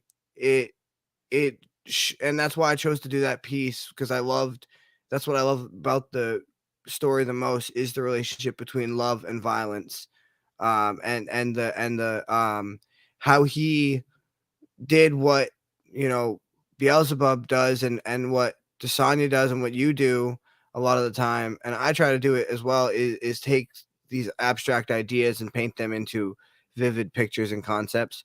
Something I was actually talking to her about before the show was Macbeth, where the whole story of Macbeth happens because he hears a prophecy about himself that that he doesn't like, and then through his actions that prophecy ends up coming true. And that's what we were saying about, like, if you think you're gonna have a bad day, you probably are, because you set that self-fulfilling prophecy in motion.